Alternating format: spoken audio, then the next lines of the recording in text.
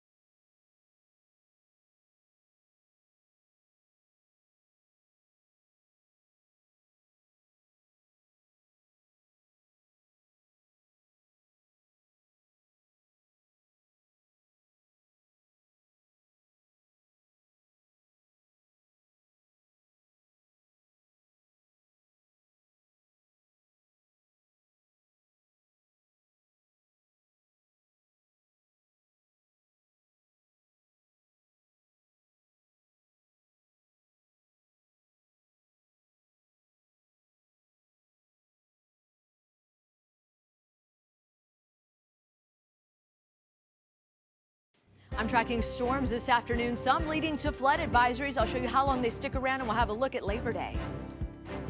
A major arrest made in a deadly hit-and-run crash that killed a 5-year-old little girl. The details we're learning from this arrest report and how her family is reacting.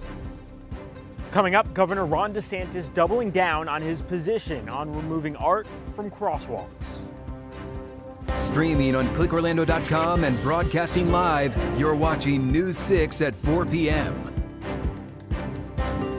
First night, an arrest years after a 5-year-old girl was killed in a hit-and-run crash in Orlando. It happened along Orange Blossom Trail back in November of 2023. News 6's Emily McLeod joins us live from that intersection. And Emily, you were able to get your hands on the arrest report. What did you learn? Yeah, we're learning some new details about the night all of this happened. I have in my hand 30 pages of documents, which includes the arrest affidavit and investigative report. And in one part of this report, police say the suspect, Yosefi Arabu, was going 130 miles per hour just 5 seconds before the crash happened. Now, I spoke to Ayanna McCoy's father, Billy, a year ago when police were still investigating. So once we got confirmation of Arabu's arrest, we spoke to him again earlier today, and he tells us this entire journey has been an uphill battle, but says they're glad to finally see a suspect in custody.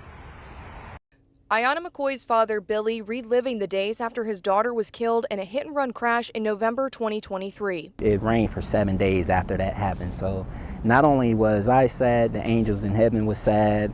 You know, a lot of people was sad. You know, it was a sad time. So, you know, I'm glad that we are finally getting a little justice that we deserve. Now, nearly 2 years later, Orlando police have arrested this man, Yosefi Arabu, who they say was driving the silver Mercedes that crashed into the Uber Ayanna was in with her family. When McCoy found out about the arrest, all of the emotions started coming back. Like, man, it finally got him. It's been 2 years. Police say on the night of the crash, witnesses told them they saw two people get out of the car after the crash and the driver took off the car's license plate. Police were able to obtain a search warrant for the address the car was registered to and found the license plate between the mattress and box spring. Police also took Arabu's phone during the search and then found text messages talking about the license plate and bloody tissues. The report also details an interview with investigators and the other woman in the car with Arabu. According to the report, she told police she saw the odometer read 130 miles per hour and says despite telling Arabu to slow down and him having no way of avoiding the crash,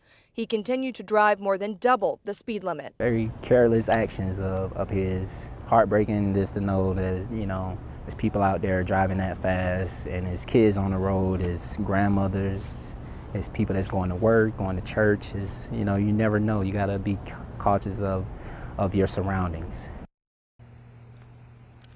Now, also in this report, police tell us witnesses told them that they saw the two people get out of the car and they were picked up by somebody else driving a black car. So I reached out to the Orlando Police Department to see if anybody else in this case could be facing charges, and they told me they do not have any additional details to release at this time. We'll stay on top of the story and bring you any new details on clickorlando.com. For now, reporting live in Orlando, I'm Emily McLeod, News 6.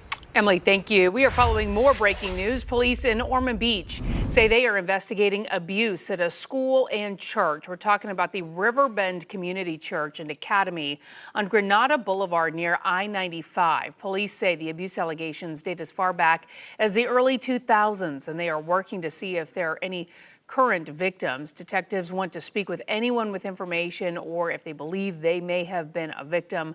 They're asked to call Ormond Beach Police. We also posted how to reach out to them at clickorlando.com. Taking a live look at I-95 near Oak Hill, you can see the wet roads out there, the raindrops on the camera right now. You'll want to take some extra time if you have to head out there tonight. Meteorologist Samara Kokinos is tracking that rain for us. It's moving through right behind you, Samara. Right, and I mean, we're talking about some of them being really slow and really packing a lot of heavy rain, leading to some minor flooding. So just south of the Oak Hill area, just right outside Rockledge, we do have an aerial flood advisory that is in place until 4:15 this afternoon because of the heavy rain that rolled through there earlier, leading to a little bit of nuisance flooding. But as we zoom in a little bit tighter here, you can see as I wind the time back and we go forward that it is beginning to clear out. But meanwhile, we still have some thunderstorms rocking along that I-95 corridor going north into Edgewater as well as going into the Oak Hill area. So you can expect to see those downpours linger for another couple of hours in that particular area. Also, we have some showers and thunderstorms kind of spread out anywhere from Yeehaw Junction going back toward Davenport and Kissimmee, Point Siena, and then they're all moving to the east. So you can anticipate that rain arriving in Palm Bay, Grant, Valcaria, and Sebastian, and areas along the Brevard County coast over the next hour or two. I'll be back to pinpoint exactly where those storms are going to linger, how much rain we have seen, and of course what we can expect heading into the next couple of days. Lisa, I can tell you it does incorporate a small break from all this rain. That would be nice, Samara. Thank you. State leaders are showing no signs of backing down in their efforts to remove artwork from crosswalks. It's happening in several parts of the state, but people are especially upset about the state painting over the Rainbow Crosswalk, honoring the 49 lives lost in the 2016 Pulse massacre. Your Orlando community correspondent Mike Valenti has been covering this story. And Mike, people are once again chalking over the black paint.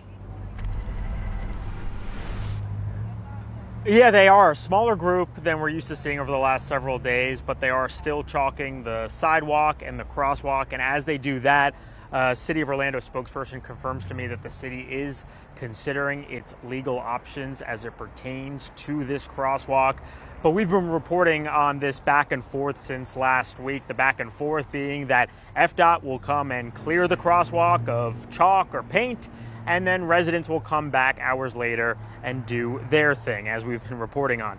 We've seen Florida Highway Patrol monitoring the area over the last several days, including as we speak. I'm looking at a state trooper vehicle. Meanwhile, Governor Ron DeSantis joined State Transportation Secretary Jared Perdue for an event today on an unrelated infrastructure project in Tampa Bay. After the governor's remarks, someone asked him about the pushback to FDOT clearing crosswalks of art. No one mentioned the crosswalk outside Pulse, but DeSantis argued that this is not a content issue. It's about safety and adhering to traffic safety standards, he claims, and that crosswalks, regardless of their design, need to be cleared of art. All they're doing is just enforcing the law that had been passed. And I understand there may be people that disagree with it. I mean, there's laws that are on the books that I enforce that I may not fully agree with, but I took an oath to do it. And so that's the way the cookie crumbles. That's incredible. The governor is now resorting to deliberate lies to defend his indefensible act of state-sponsored vandalism at the site of Pulse nightclub. There is no law that requires him to be cruel. That is State Senator Carlos Guillermo Smith, who we know has been quite vocal in his opposition to what FDOT has done here at this crosswalk. We did ask the governor's office in an email today about the specific statute that Governor DeSantis was alluding to when he mentioned the law. They referred us to FDOT, so we have an email in with FDOT to see if we can get any more clarity about what law the governor was talking about. It is possible, though, he was referring to a change in policy under FDOT earlier this summer. Closely mirrors to federal guidance that was issued from U.S. Transportation Secretary Sean Duffy, telling all 50 governors that they should get rid of art from their crosswalks. But again, we've been covering this back and forth since last Wednesday when FDOT initially came and removed the rainbow art from the crosswalk. That happened in the middle of the night with no advance warning to the city. Now the city is considering its legal options. We're live outside Pulse. I'm your Orlando community correspondent, Mike Valenti, News 6. Mike, thank you. In the past few days, we have seen other crosswalks painted over across Central Florida, including green and white crosswalks in Seminole County that were designed to boost visibility. And now we're learning an elementary school crosswalk in Cocoa is losing its custom design. It had words of inspiration like path to success, road to opportunity, and believe in you. Your Brevard County community correspondent, James Barbero, will have that part of the story coming up in the next half hour. For the first time today, we are hearing from the man who fought off a bear outside his Apopka home. We showed you video yesterday. Alexander Rojas says he was headed to work around 4 in the morning when the bear bit his arm. Rojas says he punched and kicked the juvenile bear to get away, but the injuries left him with limited use of his hand. FWC officers first told Rojas the bear would be trapped and relocated, but then Rojas says his mother-in-law was asked to sign a paper authorizing that the bear be killed instead. I know there's a big bear problem in our area. I just don't feel we need to, as per se, kill them. More have deterrence and ways to keep them away from our items. Rojas and his girlfriend have since moved into an RV in Sanford since they both work early in the morning and say they do not want to risk another attack. FWC has confirmed that the bear involved has not yet been trapped, and they say they will continue to update News 6. Now, this all comes as Florida prepares for its first sanctioned bear hunt in nearly a decade. That is set to begin in December. Orange County leaders are questioning Visit Orlando about how the agency spends its roughly $100 million annual budget. It's all in response to a recent audit from the Comptroller's office. News 6's Laverne McGee joins us live outside the Orange County Administration Building where that meeting recently ended. Laverne, what did they discuss? Well, let me tell you, the meeting started at 9 a.m. It was a regular board meeting, but there was so much public comment from both elected officials and just regular folks just either defending Visit Orlando or questioning them, people weighing in on this because Visit Orlando promotes tourism around the world. As you said, they get millions of dollars from the TDT. That's the tax that tourists have to pay to stay in hotels. And Visit Orlando CEO Cassandra Mate says she's happy to work with the county, but says there seems to be a lot of misinterpretation on her part of how this TDT money is classified and how it can be used. We believe we were in compliance of our agreement. Some of the recommendations were new ways of doing business, and I think that's where the gray is, because looking forward of what should be classified TDT, what is non-TDT. What about the whole idea of perhaps modifying the 2019 contract, and there was just simply so much gray area? We need to fix it. So we've got to make sure that this can't ever happen anymore in the future. And I think that's what's important. I mean, we're all going through DOGE. We're all going through transparency of tax dollars, regardless, they're public dollars. And now the Board of Commissioners is trying to figure out the next step, which is really discussing how to this, because as you heard, they may look back at that 2019 contract and say we need to change it. Reporting live from Orange County, Laverne McGee, News 6. Laverne, thank you. Halloween Horror Nights is back for its 34th year this week. We're getting an inside look at the haunted houses. That's coming up.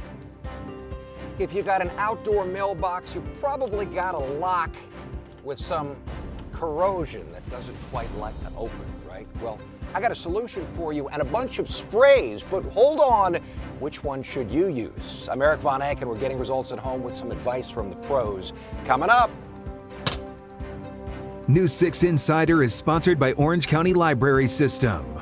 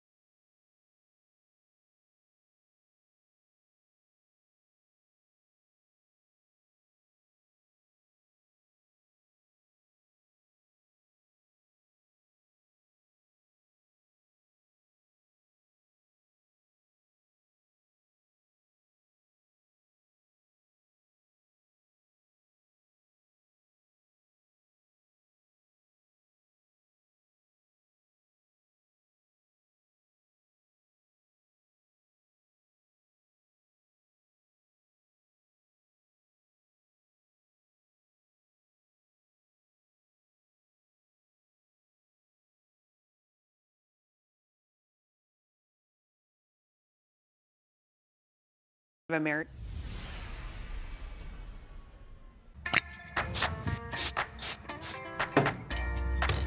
Linda, I'm gonna guess.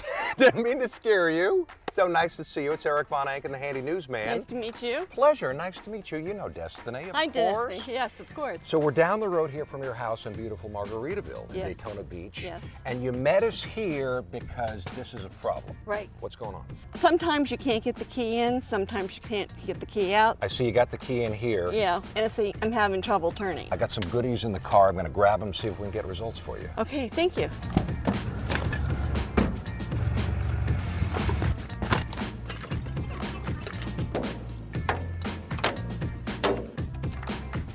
The problem is fairly straightforward. These mailboxes sit outside all day, so the lock just got corroded. So we're going to grease it up. I brought with me 4 different types. So this is oil as a liquid, 3-in-1, very popular. This is oil as a spray. Everybody knows WD-40, right? And some silicone spray. But hold on. The pros do not like oil-based lubricants because they say the oil can attract dirt and dust when used on locks. They're also not big fans of WD-40 for locks anyway because this is a penetrating lubricant and will eventually dry out. So this is what they recommend using in this case, either a silicone or a graphite spray, a dry spray. Step 1 is to spray the lock. And step 2 is to work the key out of the lock and spray the key itself and even into the slot.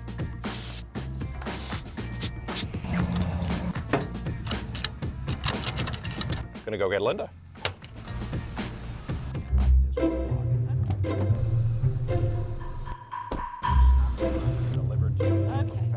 Before we get Linda, I'm gonna put something in the mailbox. All right, Linda, turn that key. Is it better? It's much better. And now you can get to your mail. Is this for you? Because it's not for me. Surprise! You're pregnant! Oh my gosh! Congratulations! Okay, now you can get your mail out. No more surprises, right? Thank you, Eric. We got results at home? Yes, we did. All right, we want to check in now with meteorologist Samara Kokinos, who's standing by. We were talking about the rainfall totals yesterday, and they're continuing to pile up today, Samara. Absolutely, leading to some minor flooding, especially in northern Brevard County. When you look at these rainfall totals, this is in the last 6 hours, but the majority of it have been just over the last couple of hours when you look at these accumulations. So when we look at Viera going to Rockledge, down to Yeehaw Junction, all of these areas expanding back into Osceola County have received over an inch of rain, almost 2 inches of rain in the last few hours, because these are very slow moving storms with a lot of heavy rain associated with them. Looking live at the radar though, the flood advisory that was over the northern Brevard County area has expired as of 4:15, and we just had another one pop up here in looks like northern Brevard going into southernmost Volusia, and I'll have a track on that one, but definitely some downpours laying down a heavy bout of rain. And the same thing goes for southernmost Osceola County, where we see some showers and thunderstorms just back to the west of Yeehaw Junction. All of this action headed to the east. But looking at Mount Dora, everything is nice and clear out there, and we do have a few clouds, but for the most part, there's no rain. Temperatures sitting at 86, even though it's reporting rain, it could be at that particular site. Still feeling like 95. The rest of Central Florida right now primarily in the 80s, even the upper 70s along that Brevard County coast where that rain is cooling things down. We're still at 90 right now in Sanford, 91 in Ocala where they haven't received much rain. That drier air is filtering in. You could see some drier air just behind this front moving into our northernmost counties right now. And ahead of that front, we're still building up some moisture in the green, allowing for those downpours to continue this afternoon going into this evening. So mid-level moisture as we head into early tomorrow morning, you'll notice that basically this front continues to kind of press to the south and weaken. And as that happens, drier air is going to move in, but it's only going to be a small little bit of a break. It's not going to be a whole bunch of widespread rain. It'll bring humidity down a little bit and maybe early morning temperatures. But again, rain chances, I think, are what everybody's been focused on. So let me show you that. We start the clock here at 4 this afternoon. We'll continue continue to see showers and thunderstorms mainly from Orlando to the south through at least 7, even 9 o'clock with a little bit of light rain lingering possibly through 11 near that Brevard County coastline. Tomorrow we start the day at 9. Beautiful sunny skies throughout the day, though. It's going to continue pretty much, and then we'll see a few isolated showers pop up across our southern zones and then move up that I-4 corridor by about 6 or 7 o'clock. So your rain coverage, though, is going to be substantially lower. Here's a look at tonight. Your forecast is sponsored by Renewal by Andersen. Mid to lower 70s under partly cloudy to mostly clear skies, but check out Marion County, Ocala. You'll be waking up at 69 degrees to early tomorrow morning. And as we look at that 7-day forecast, here we go. As we head into the weekend, notice your rain coverage goes back up 50, 60, and even 70% well through Labor Day holiday. The additional cloud cover and the rain keeping high temperatures in the upper 80s to low 90s. News 6, we'll be right back. This portion of the news is sponsored by Light Orlando, delivering hope together.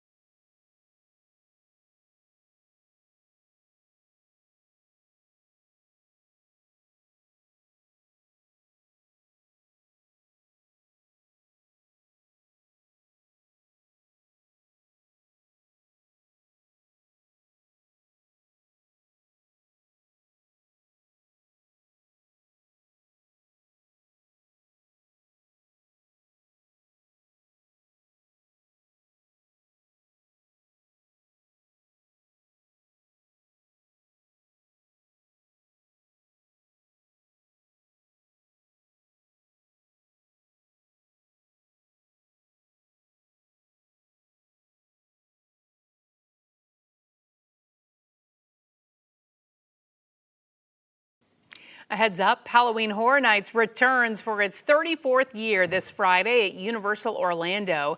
This year features 10 brand new haunted houses, including 5 nights at Freddy's, Fallout, and Terrifier. Guests will also face Jason in Jason Universe and step into the twisted world of WWE's The Wyatt Six. Well, Halloween Horror Nights is so immersive, and this year, Halloween Horror Nights, turning 34 years, has 10 incredible haunted houses, immersive scare zones and experiences, 2 incredible shows with Nightmare Fuel, Circus of Decay, and Haunt-O-Phonic, A Ghoulish Journey. There's amazing food, merchandise, our tribute store. There's so much for everyone.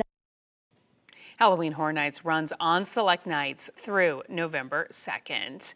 We have some good news to share. Many people are excited about this. Today, Taylor Swift and Travis Kelce announced they are getting hitched in a 5-photo joint post on Instagram. The superstar singer and football player revealed their engagement. The couple has been together for 2 years. Their relationship has fascinated millions of people around the world, but especially Swifties, the pop star's enormous fan base. Congratulations to them. Another Central Florida crosswalk is losing its color. The polarizing topic of removing artistic crosswalks is now affecting a crosswalk at an elementary school in Brevard County. I'll show you what FDOT did today to remove this crosswalk at Endeavor Elementary School. Coming up. Bunnell City Commission has decided to move forward with a controversial new development. I'm Molly Reed. Coming up, we'll show you the latest in this project that could quadruple the size of Bunnell. Small businesses are falling victim to an extortion plot. Several local companies have been bombarded with negative reviews on Google and then told to pay up or face more bad reviews.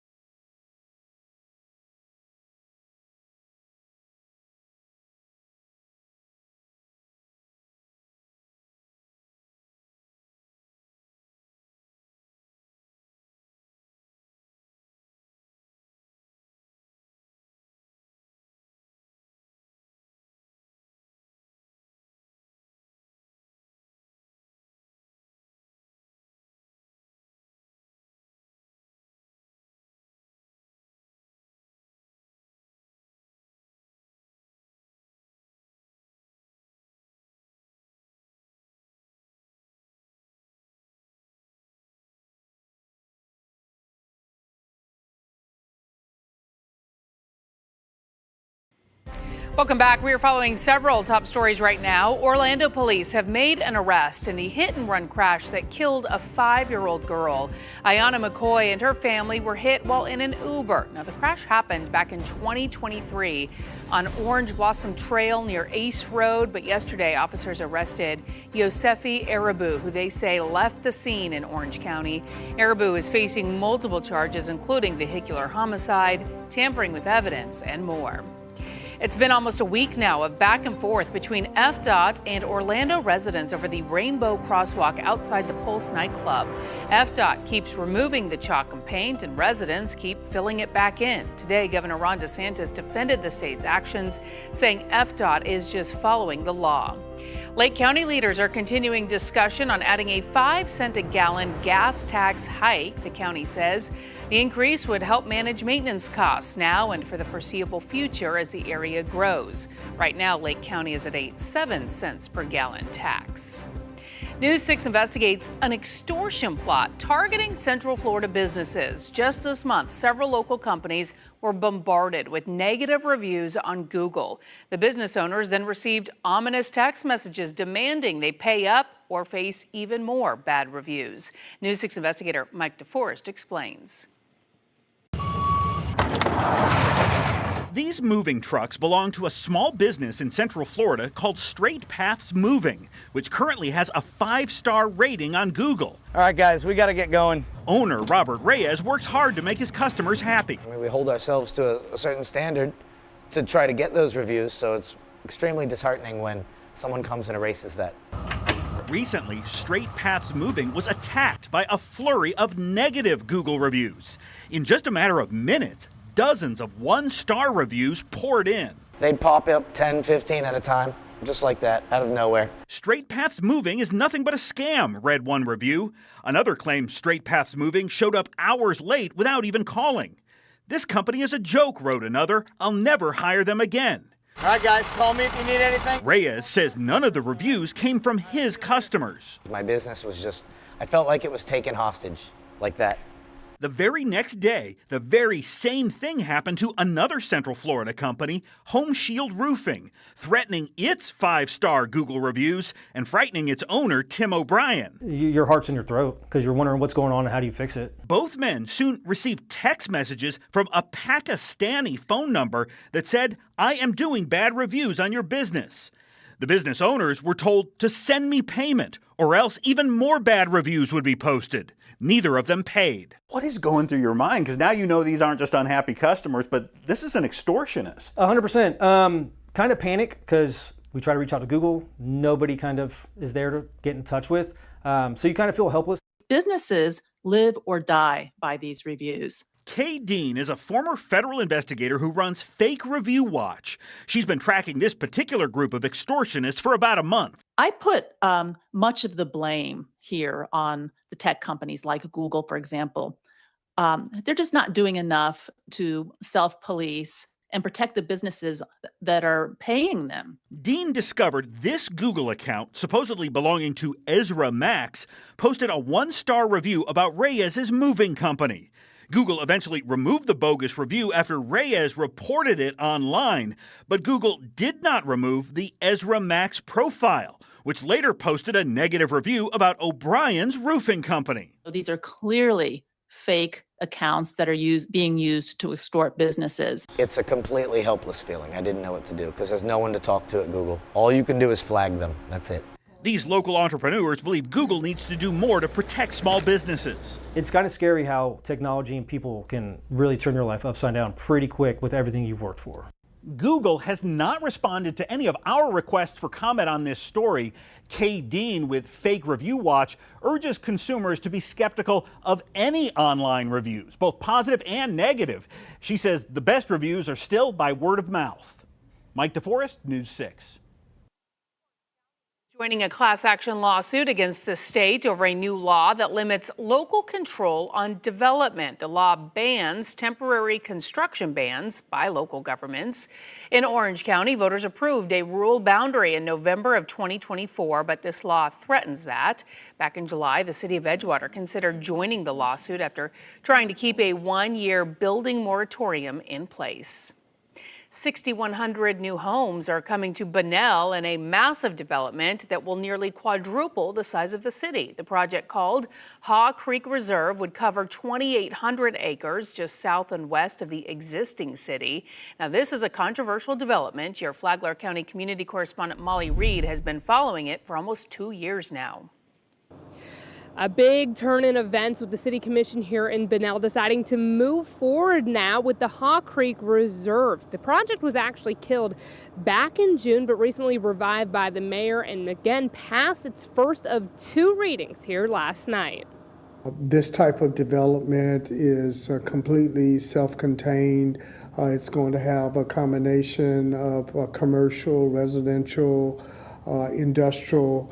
The developers came back with a new plan. Instead of 8,000 houses, it'll be 6,100 homes. 10% of each subdivision of the development will be affordable housing now, too. 61% of the 2,800 acres will be conserved green space. The developer assisting right up front with building new wastewater treatment facilities, stormwater, providing garbage trucks, land set aside for fire station. With a 20-year phased build-out, City Manager Alvin Jackson Jr. says the city would have time to catch up emergency services.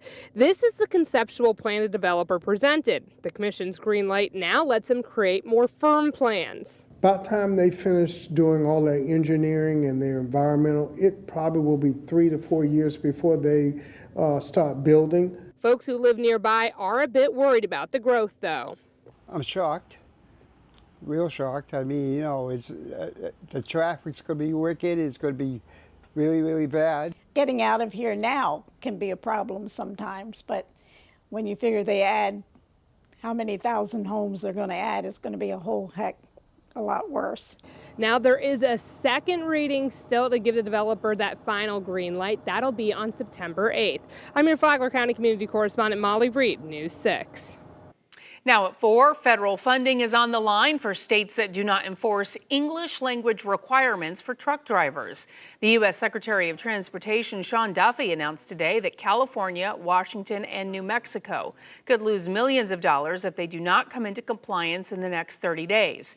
This comes as a truck driver is accused of causing a deadly crash while trying to make an illegal U-turn on the Florida Turnpike. Federal officials say Harjinder Singh was in the country illegally and failed an English proficiency test after the crash. We all use the roadway, and we need to make sure that those who are driving big rigs, semis, can understand the road signs, that they've been well trained. Duffy says Singh got a CDL in California and Washington and was pulled over in June in New Mexico for speeding. He says if those states do not come into compliance within 30 days, the feds will take additional steps. From county to county, we are seeing crosswalks with artwork losing their color. It's all part of a mandate from the U.S. Department of Transportation. Today, crews got rid of the art on a crosswalk leading to a Cocoa Elementary School. Your Brevard County Community Correspondent James Sparvero heard unfavorable reaction to what has now become a polarizing issue. You've probably heard about FDOT painting over the rainbow crosswalk at the Pulse Nightclub Memorial. Well, now here in Cocoa, I just learned this morning about FDOT also painting over a crosswalk at Endeavor Elementary School. And it had inspirational phrases on it for the kids, like road to opportunity, path to success. Like in Orlando, I'm finding people here who don't like this decision. I believe the state is overstepping their bound. If the neighborhood don't have no complaints and the school district don't have no complaints about the color of the sidewalks, what's the difference? Let it be.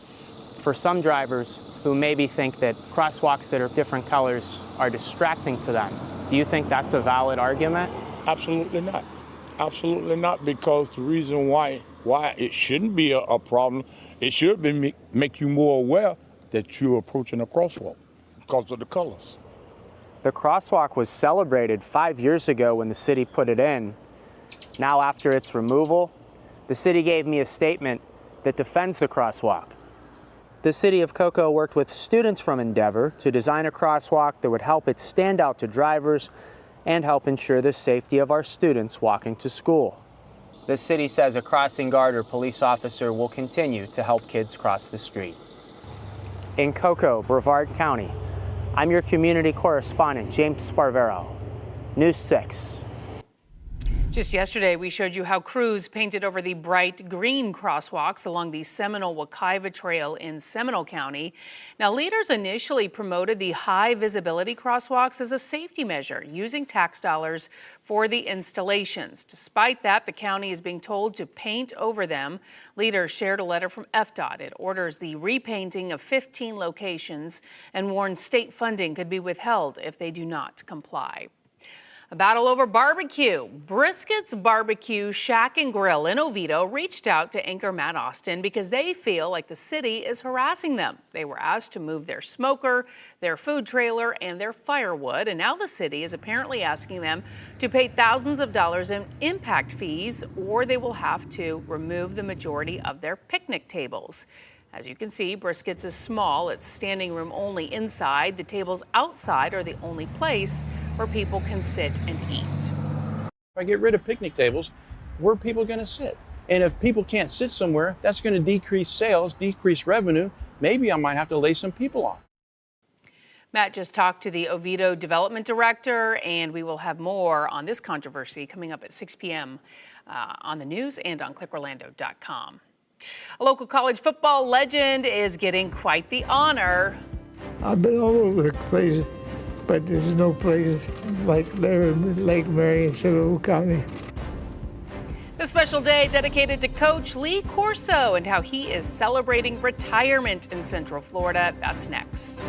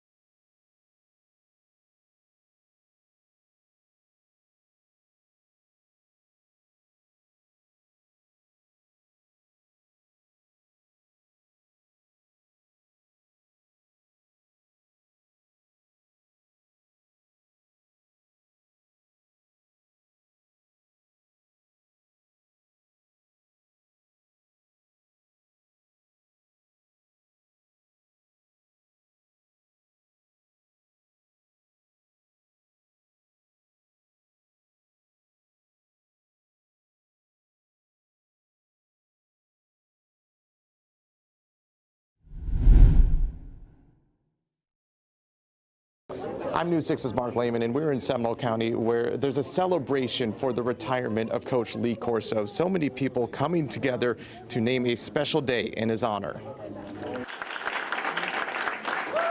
A standing ovation for a sports legend. Lee Corso has called Seminole County home for decades. As he's set to sign off from ESPN's College Game Day for the last time on Saturday, commissioners gave him a special proclamation. We, Seminole County Board of Commissioners, do hereby proclaim August 26, 2025 as Lee Corso Day in Seminole County. Corso becoming emotional as he reflected on the recognition.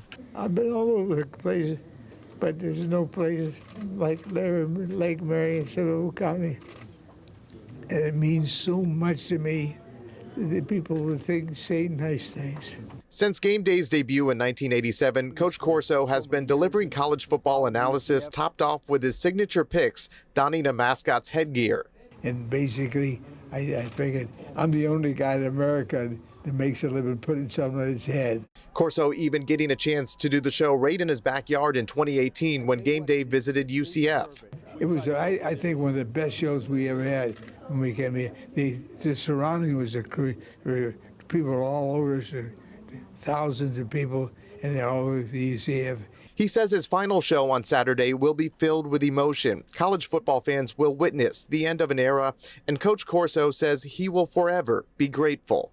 Just somebody, if you watch the television, he made you smile. In Seminole County, Mark Lehman, News 6. He will be missed from that show indeed. All right. I feel like I should knock on wood now because we are about 2 weeks away from the peak of hurricane season, and it feels like it's been pretty quiet. Samara? Well, yeah, kind of a little bit. I mean, we've seen everything kind of move away from the eastern seaboard, which was nice, including Tropical Storm Fernando. It's still out there for now, but by tomorrow it should become post-tropical as it continues to move into those colder waters of the northern Atlantic. The rest of the Atlantic and the Caribbean are nice and quiet. And it looks like we'll have that break at least through the first week of September. So, Launch Credit Union camera in Cape Canaveral tonight showing those cloudy skies out there temperature-wise. In Orlando, it's 82. Sanford, you're sitting at 90. Daytona Beach at 88. And Melbourne currently sitting at 79 degrees. And it's temperatures in the 70s and low 80s are rain cooled, which has been nice. So looking at the radar, though, you can see that we still have a few thunderstorms out there rocking. In fact, we'll zoom into the one here in Volusia going into Seminole County. You see that cell right there? Basically, what's happening is it's moving to the south and producing wind gusts up near 40 to 50 miles per hour. So it has a special weather statement attached with it. In addition to that, heavy rain has been falling. So you see that area from Oak Hill going back down to just before Mims. All of that under that aerial flood advisory until 5:45. This evening. And when you zoom out a little bit more, you can see some light rain falling over the turnpike, but we're watching a few more cells here moving in from Dundee that could impact Southern Lake County as well as Osceola County. But what we're watching for is this weekend. Of course, all eyes have been on Labor Day holiday weekend. We're talking about rain chances going up to 70% with highs because of the cloud cover and rain staying in the upper 80s to low 90s. But we are going to get a break from the rain. It's going to be brief, all associated with this front that you see right here. It's just to the north of the metro. What's going to happen is it's going to sink further south, and it's going to allow for some drier air. As what we're looking at here on the moisture map is in the green, and yellow is slightly less moisture. The red indicates deeper moisture. So watch this as I put the clock back in motion, starting it at 6 a.m. Notice areas around Orlando to the north are fairly dry, okay, not completely, but what happens is as this system kind of becomes less and less imperative, and basically we see the return of onshore flow by Thursday, we're going to see rising moisture. So all of those deep reds back here across Central Florida by Thursday night. And I do believe that's going to lead to more widespread downpours and linger well into the weekend. So for the rest of tonight, though, as we put the clock in motion to 7 o'clock, you will still see a few scattered showers, maybe a few downpours lingering mainly in Orlando and areas to the south and east, and possibly along the northern Brevard County coast. But by 10 or 11 o'clock, things start to wrap up. Heading into the day tomorrow, we start the day slightly less humid, clear skies. As the afternoon rolls around, though, we could see a few showers and thunderstorms fire up along that I-4 corridor, but the overall coverage is substantially less. Here's a look at the rest of your forecast. Your forecast is sponsored by Ramjack. Your overnight lows look at Marion County, Ocala, 69 degrees. Everywhere else will be right around the mid to lower 70s. So as we look at the rest of the forecast, your 7-day forecast, here we go. Notice the rain chances build from 30% tomorrow with a high near 92 up to 50, 60, and then 70% as we increase the rain chances. And of course, the cloud cover, high temperatures heading into the weekend will be in the upper 80s to low 90s. And then your overnight lows right around the mid 70s, Lisa. Samara, thank you. Open your camera app, scan the QR code on your screen right now. Click that link. We want to see your weather pictures and videos. They could end up on TV. You can also go to clickorlando.com/pins and upload your pictures and videos that way. By the way, you can also send us a picture of your dog because today is National Dog Day. And one viewer wanted to know, when did canines join the police force? Our traffic safety expert, Trooper Steve, has that answer next. As we take a live look at Mount Dora, you're watching News 6. We'll be right back.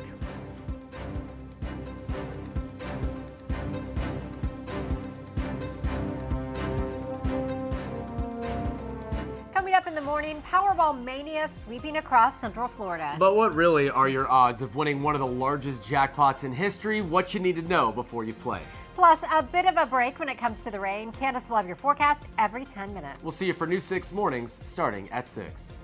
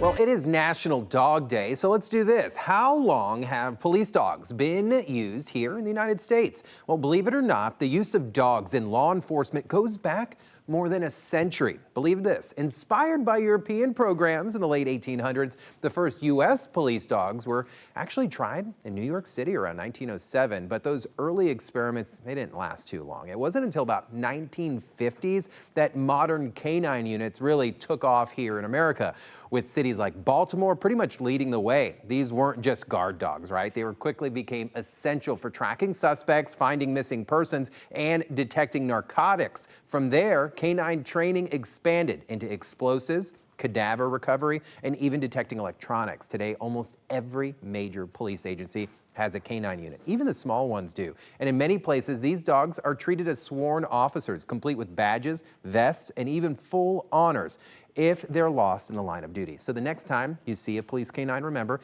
that they're part of a tradition that's been serving communities in the U.S. for over 100 years. And who doesn't love a dog? If you got a traffic safety question you want me to answer it, head on over to clickorlando.com/AskTrooperSteve. News 6 at 5 is up next. Anchor Matt Austin is in the newsroom with what's ahead. Matt. Lisa, Lake County officials are considering a 5-cent increase in the gas tax to help cover rising road repair costs. The move would bring it closer to the state limit of 12 cents. What it means for the future of local roads. Plus, Seminole County's big change is getting around as it's moving away from buses, a new rideshare service that works like Uber. That is coming up. And your forecast is only minutes away, looking pretty nice over downtown Orlando right here. And don't forget, you can stream all of our newscasts and live cameras like this shot of downtown Orlando City Cam for free anytime on News 6. Plus, we'll be back in just a couple minutes.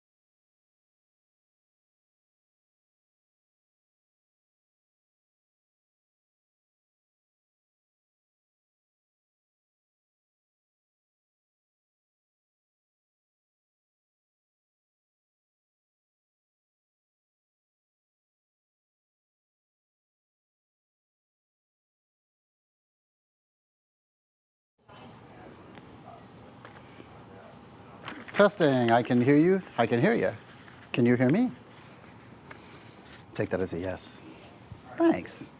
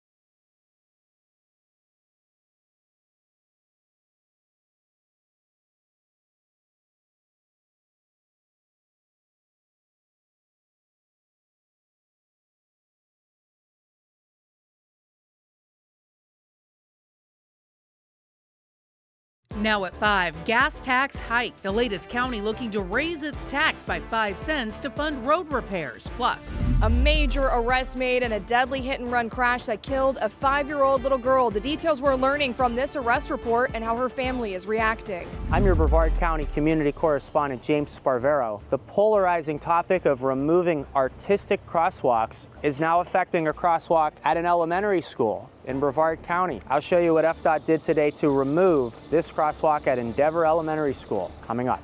You're watching News 6 at 5. Just weeks after Seminole County became the 4th county in Central Florida to increase its gas tax, Lake County could follow suit. Thanks for joining us tonight. I'm Matt Austin. And I'm Lisa Bell. News 6 investigative reporter Donovan Myrie joins us now from the newsroom. So Donovan, walk us through why the county is considering this tax hike right now. Yeah, Matt and Lisa, basically it's now time for Lake County to look at this. Earlier today, Lake County commissioners were briefed on a plan to fund road maintenance projects like widening, repaving, and general upkeep by raising taxes on the purchase price of a gallon of gasoline. Some quick background. The state of Florida lets counties impose gas taxes of up to 12 cents per gallon. Right now, Lake County is at 7 cents, the same as neighboring Sumter County.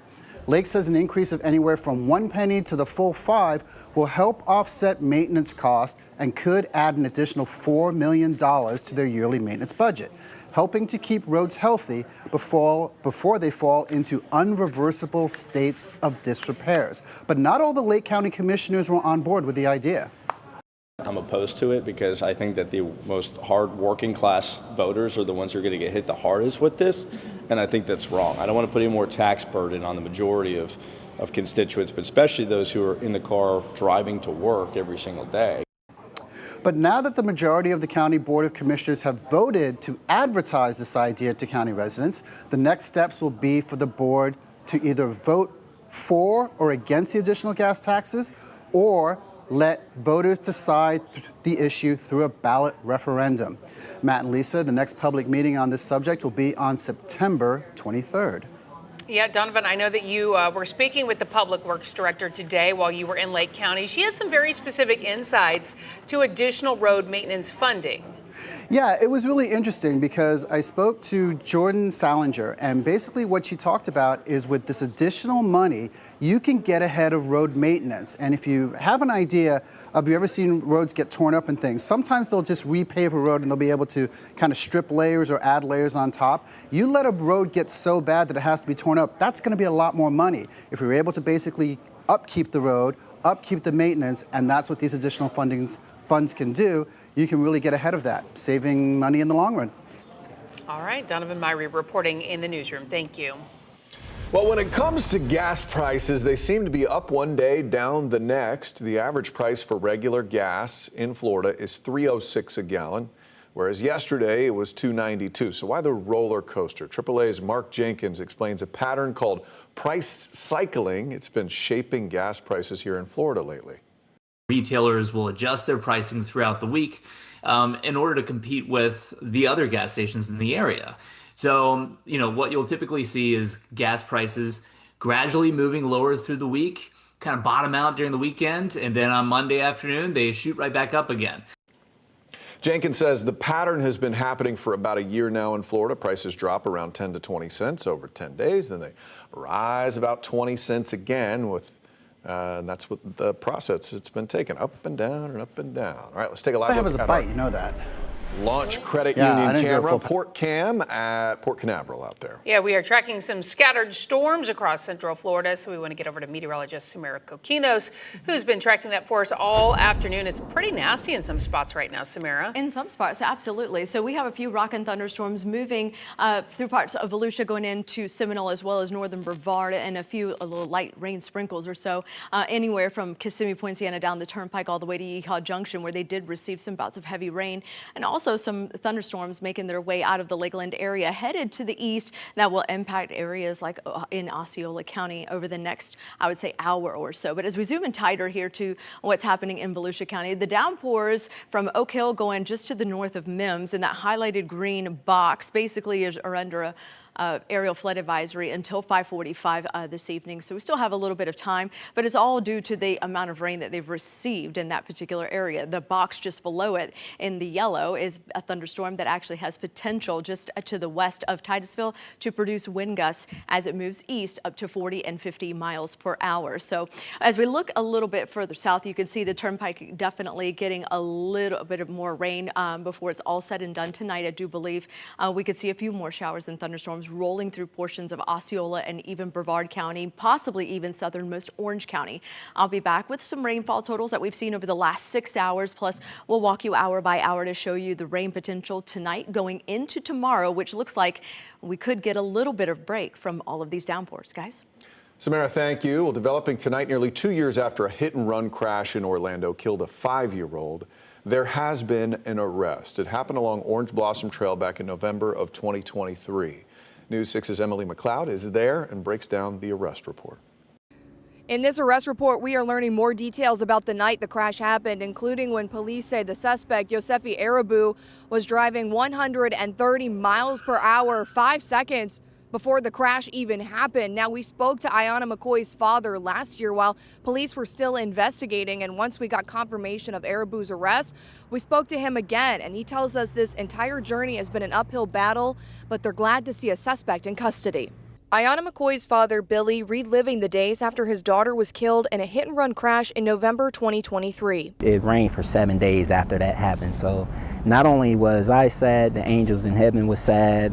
You know, a lot of people were sad. You know, it was a sad time, so, you know, I'm glad that we're finally getting a little justice that we deserve. Now, nearly 2 years later, Orlando police have arrested this man, Yosefi Arabu, who they say was driving the silver Mercedes that crashed into the Uber Ayanna was in with her family. When McCoy found out about the arrest, all of the emotions started coming back. Like, man, it finally got him. It's been 2 years. Police say on the night of the crash, witnesses told them they saw 2 people get out of the car after the crash and the driver took off the car's license plate. Police were able to obtain a search warrant for the address the car was registered to and found the license plate between the mattress and box spring. Police also took Arabu's phone during the search and then found text messages talking about the license plate and bloody tissues. The report also details an interview with investigators and the other woman in the car with Arabu. According to the report, she told police she saw the odometer read 130 miles per hour and says despite telling Arabu to slow down and him having no way of avoiding the crash, he continued to drive more than double the speed limit. Very careless actions of his. Heartbreaking just to know that, you know, there's people out there driving that fast and his kids on the road, his grandmothers, his people that's going to work, going to church. You know, you never know. You got to be cautious of your surroundings. Now, in the report, police also say witnesses told them they saw Arabu and the other person in the car with him getting picked up by another person in a black car. So I reached out to the Orlando Police Department to see if anybody else could be facing charges in this case. As soon as we learn any more details, we'll be sure to let you know over on clickorlando.com. For now, reporting in Orlando, I'm Emily McLeod, News 6. Now to the ongoing controversy outside Pulse nightclub. Tonight, state leaders are showing no signs of backing down in their efforts to remove artwork from crosswalks. And now Orlando city leaders tell us they are considering legal action. Your Orlando community correspondent Mike Valenti was there yesterday. He's back up there live again tonight. And Mike, people are once again shocking over that black paint. Yeah, that's right. Well, the amount of chalk certainly outnumbers the amount of people right now, but I'll get out of the way so you can see what we're looking at. Number of people, small group, still out there on the sidewalk eliciting a lot of honks from supporters and still chalking the crosswalk in question, trying to return it to its previous form before FDOT took its actions first last Wednesday. But I want to show you something we just noticed in the last hour or so. They've moved their efforts from the crosswalk to the sidewalk. These are the names of the 49 people senselessly killed in the Pulse nightclub that early morning, June 2016. As they do this, a Florida Highway Patrol vehicle is parked feet away to monitor the area. FDOT has now painted over or power washed the crosswalk at least 3 separate times, only for people to come back out and cover the crosswalk with chalk again. Earlier today, Governor Ron DeSantis and FDOT Secretary Jared Perdue were asked about the pushback to removing art from crosswalks around the state. They did not mention Pulse, but they stood firm on their position.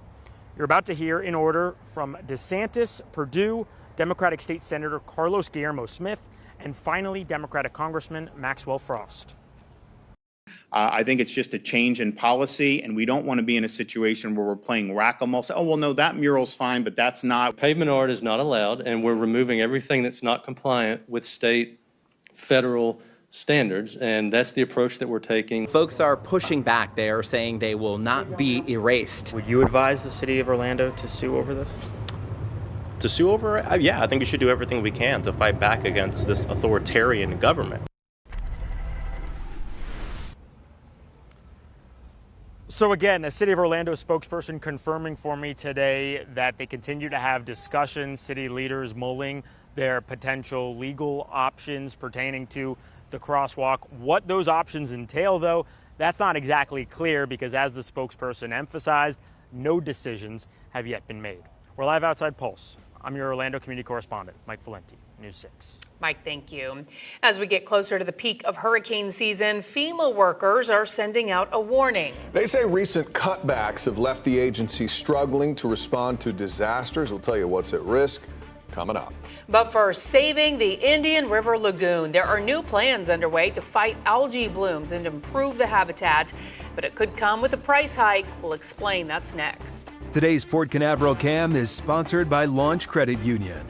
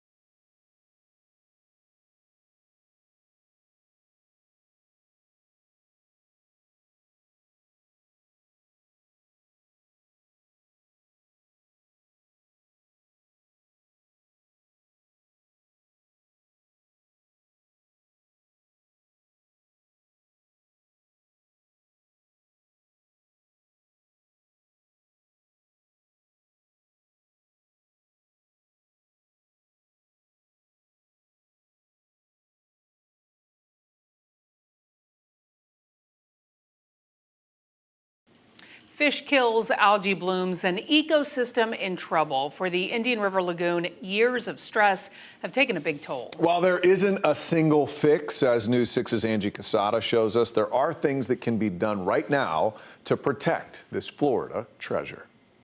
City officials say the Indian River Lagoon is one of the most important resources here in Titusville, but they also admit it's struggling. Council members will debate how to tackle the problem and how to pay for it. Titusville City Hall sits just 1 block from the Indian River Lagoon, and this week it is the lagoon that will take center stage for the council. On the table, a new study at Spaceview Park where algae blooms keep popping up. Consultants will test stormwater collections flowing into the lagoon. Well, especially when it's really hot out, I notice an odor coming, especially at low tide. Not really sure what that is, but it doesn't look good and doesn't smell good. The council will also vote on new Save Our Lagoon projects, including septic to sewer conversions for more than 30 homes and the addition of reef arches to improve habitat. I hope that they do them and, it can be just more enjoyable for the community and the residents. That investment could come with a cost. The city is proposing a 17.5% hike in stormwater rates, money the city calls critical to fund restoration. Again, leaders will decide how to tackle water quality issues and what it could cost residents. Reporting in Titusville, I'm Angie Casada, News 6. That meeting is set for tonight at 6:30. We've included the full agenda in this story if you want to check it out at clickorlando.com. Well, we think we can all agree that dogs can be pretty photogenic, and we have Who would disagree with that? the National Dog Day collection that's growing on our Pin It page as we speak. Emily McLeod posted a photo of her dog Sadie, and we love this photo of Blitz posing near Lake Monroe. Head on over to clickorlando.com/pins and upload your photos and videos that way. I actually tried to take a picture of my dog Lucy today, but she just likes to lay on her back, and it's not the most flattering shot. I think laying on the back pose She was is on nice. the couch, lying on her back all day today. Sounds like a good. People love posting pictures of their dogs. Samara Coquinos, there could be some pictures out there of some gray skies and some storms right now. Huh? Absolutely. So when we look at the radar, you can really see a cluster of thunderstorms in the Volusia County area still just now ending that special weather statement there that it had it highlighted until 5:15. It's now 5:16. So wind gusts were up to near 40 and 50 miles per hour with this particular storm as it continues to move to the south and east tonight, packing quite a bit of heavy rain, which we also see an area just to the north of the Mims area going all the way back into Edgewater that is highlighted as an aerial flood advisory until 5:45 tonight because of the downpours that we've been receiving. Everywhere else dealing with light to moderate rain down the turnpike in Osceola County, now encroaching on the I-95 corridor there in Brevard County, and it'll continue to be a little wet out there tonight with a few more thunderstorms making their way out of Polk County going into Osceola County within the next hour or so. So as we look at rainfall totals for today in the last 6 hours, and really I would say over the last 3 hours since these thunderstorms really started rocking, Viera has accumulated over 1.5 inches, almost 1.75 inches of rain. And then you notice Rockledge, Yeehaw Junction going down to Merritt Island, all over 1 inch of rain. Daytona Beach around 3/4 inch of rain today. But at Labor Day, I think we're still going to be dealing with that whole weekend, some scattered showers and thunderstorms, which could lead to some ponding and some little wet roads and stuff like that. So maybe some nuisance flooding, but it'll be mainly across the interior going into the afternoon and the evening hours. A little bit below average warmth just because of the cloud cover and the rain and the coverage of rain. Now, when we look, I do believe we are going to get a small little break from the rain tomorrow. It's a very brief break, but this is the front that we were pinpointing, and we basically said, hey, this is a cold front, but don't get too excited about it. Basically, what we're looking at on this particular map is moisture, and in the green and yellow, this is drier conditions compared to the deep red. Watch this. That drier air lingers for at least a day. That's tomorrow, and then by Thursday, as we see the return of onshore flow, so those thunderstorms making their way inland throughout the day and into the evening, that's where I think the rain coverage is going to go back up, and especially as we head into the weekend, it's going to remain unsettled. So as we look at the rest of tonight, 5 o'clock, going to about 7, we could have a few showers and thunderstorms again in and around Orlando, back down to the south and east, and then most of the rain starts to clear out by 9 or 10 o'clock tonight. We start the day tomorrow with plenty of sunshine, slightly cooler temperatures. I'm talking low 70s, maybe upper 60s for you in Marion County. I'll show you that in a moment. But as we head throughout the day, possibly an isolated shower or thunderstorm could fire up along this I-4 corridor. You see it right here between about 5 and 7. Could dump a little bit of heavy rain, but overall the coverage is substantially lower because of that drier air moving into place. And I think that those showers and thunderstorms will be done by about 7 or 8 o'clock. So as we take a live look outside Daytona Beach, sky camera, not too bad. You see some dark clouds to the north of the Daytona Beach area, going back into, to the south of Daytona Beach, going back into Edgewater, New Smyrna Beach. Orlando is currently sitting at 82, along with Sanford. Daytona Beach are at 87. Melbourne currently at 78. Here's a look at tonight. Your forecast is sponsored by Payne Law. I mentioned Marion County, Ocala. You could be in the upper 60s when you wake up tomorrow morning at 69. The rest of Central Florida, low to mid 70s under partly cloudy to mostly clear skies. Now let's take a look at that 7-day forecast. Everybody wants to know, hey, what are the temperatures like as we head into Labor Day weekend? Well, we gradually climb. Notice we're back to 93 and 92 over the next couple of days. And then by Saturday, Sunday, and Monday, it goes back down because of the increase in cloud cover and rain. We'll be in the upper 80s to low 90s well into next Tuesday. Guys? Samara, thank you. Well, with damaging hurricanes still fresh in our memory, a group of FEMA employees is sounding the alarm. They warn that cuts made under the Trump administration have weakened the agency. Still to come, what FEMA has to say about the country's preparation for the next big storm. Plus, need to get somewhere in Seminole County? You'll have a new public transportation option in October. We're talking about Scout and how much it will cost you to get around. Tuesday evening traffic alert. Listen, we have some things scheduled, but some of that evening weather could slow this down. Just make sure you're paying attention. Lane closures and rolling roadblocks scheduled east and westbound along I-4, with the focal point being the Florida Turnpike. Then, of course, up along 417, Seminole, Orange County area. We'll see lane closures overnight. No complete shutdown. I'm Trooper Steve with your News 6 traffic alert. Drive safely, and I'll catch you in the morning.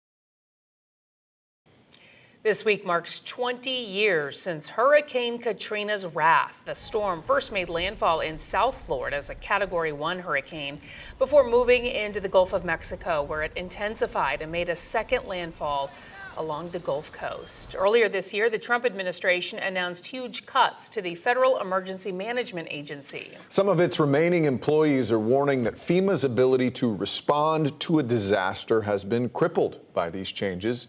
Nicole Skanga is in Washington. It's called the Katrina Declaration, a warning to Congress coming 20 years after one of the deadliest and costliest storms to ever hit the United States. The letter, signed publicly by 36 current and former FEMA employees and backed anonymously by nearly 150 more, argues the Trump administration has reversed FEMA's progress since Hurricane Katrina blasted the Gulf Coast in 2005, claiming more than 1,800 lives and costing more than $160 billion in damages. Hurricane Katrina was not just a natural disaster, but a man-made one, the letter reads. The plea to lawmakers warns FEMA's current leaders, including Acting Administrator David Richardson and Department of Homeland Security Secretary Kristi Noem, who oversees the agency, quote, hinder the swift execution of its mission. In a statement, FEMA's acting press secretary said, our obligation is to survivors, not to protecting broken systems. Employees wrote they hoped this petition would come in time to prevent not only another national catastrophe like Hurricane Katrina, but the effective dissolution of FEMA itself. Nicole Skanga, CBS News, Washington.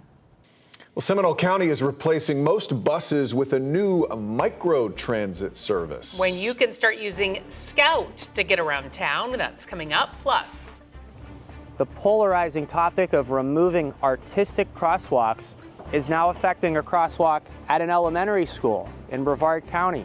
I'll show you what FDOT did today to remove this crosswalk at Endeavor Elementary School. Coming up. as we take a live look at Daytona Beach. You're watching News 6. Keep it here. We'll be right back.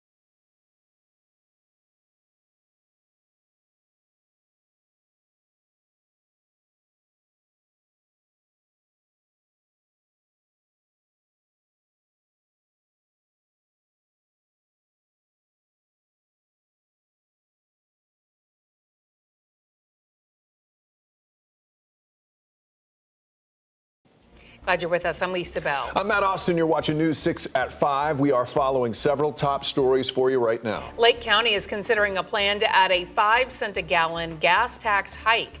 The county says an increase would help manage maintenance costs now and for the foreseeable future as the area grows. Right now, Lake County is at a 7-cent per gallon tax. Orlando police have made an arrest in a 2023 hit-and-run crash that killed a 5-year-old girl. Ayanna McCoy and her family were in an Uber when they were hit on Orange Blossom Trail near Ace Road. Just yesterday, Officer Yosefi Arabu, who they say left the scene. Arabu, they arrested him. Officers arrested him. Arabu is facing multiple charges, including vehicular homicide, tampering with evidence, and more. Fish kills and algae blooms continue to plague the Indian River Lagoon, which has been under stress for years. It's one of the most important resources for Titusville. To tackle the problem, the city is proposing a 17.5% hike in stormwater rates. Money the city calls critical for fund restoration. Leaders will decide at the meeting tonight at 6:30. Anything that was previously permitted or installed or awarded, anything you can bring up from the past essentially is irrelevant now because we have a new law and we have a new standard, and we're simply implementing that standard, and it's across the board. Earlier today, state leaders defended the Florida Department of Transportation's removal of artwork and messages from roads across the state, most notably the Rainbow Crosswalk near the Pulse nightclub.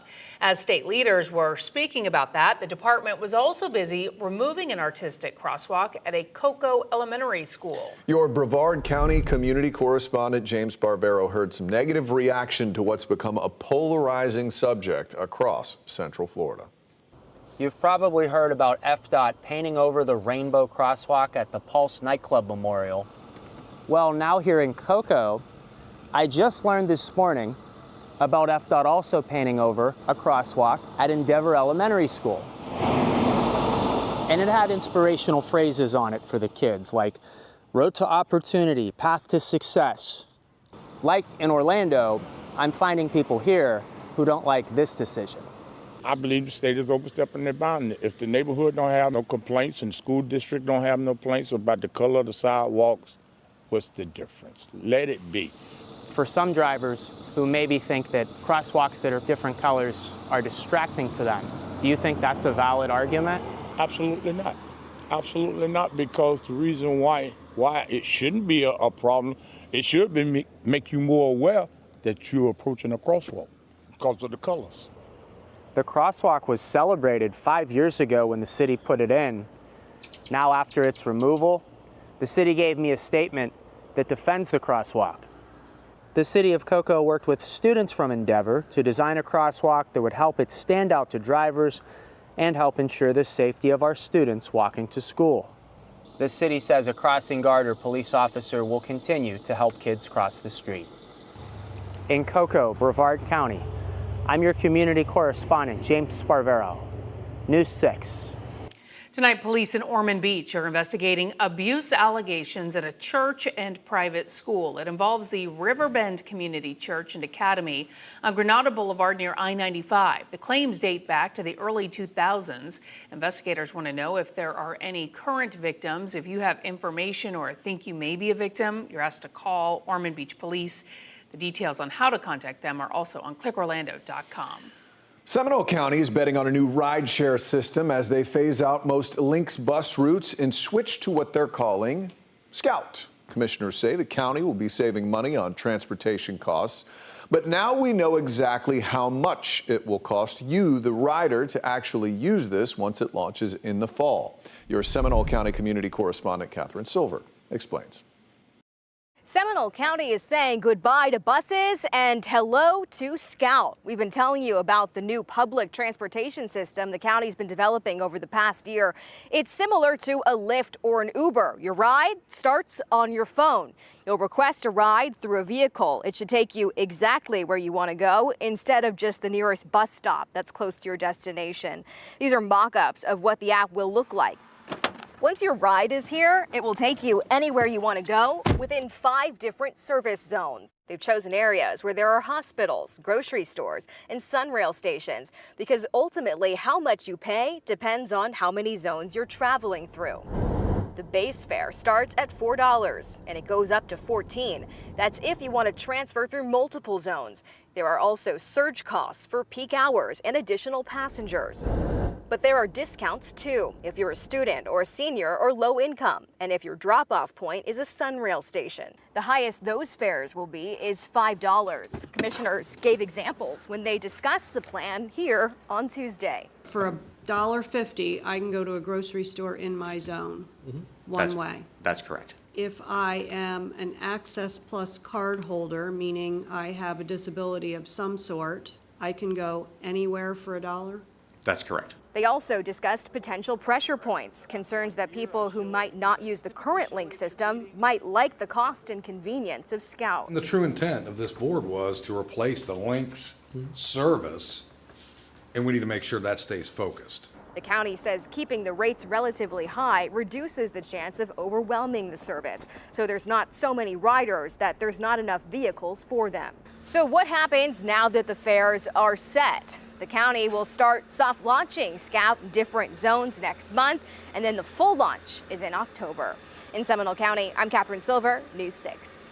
Local organizations have gathered at the Orange County School Board meeting to air out their frustrations after ICE got involved in a traffic stop outside a local high school. Earlier this month, an FHP traffic stop ended with 5 people in ICE custody. The incident happened close enough to Apopka High School to trigger a hold, which led to confusion, as you can see from this video that was taken by a parent outside the school.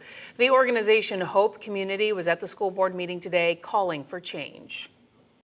So resources like mental health resources that already exist in the schools were not actually offered, or even they did not inform them that they were there for them. The main point is transparency and making sure we have resources to help out the students that were impacted. Mainly for the students who needed the mental health, who were really scared, who really were becoming triggered for that event, there should have been a way for them to not just be pushed under the rug. News 6 has reached out to ICE for information on where the 5 people who were arrested from that traffic stop are now being held, but we have not heard back. 6,100 new homes are planned for Bunnell, nearly quadrupling the city's size. The Haw Creek Reserve development will span 2,800 acres just south and west of the town. Your Flagler County community correspondent Molly Reed has been following the development for almost 2 years. She has the latest from Bunnell. A big turn in events with the City Commission here in Bunnell deciding to move forward now with the Haw Creek Reserve. The project was actually killed back in June, but recently revived by the mayor and again passed its first of 2 readings here last night.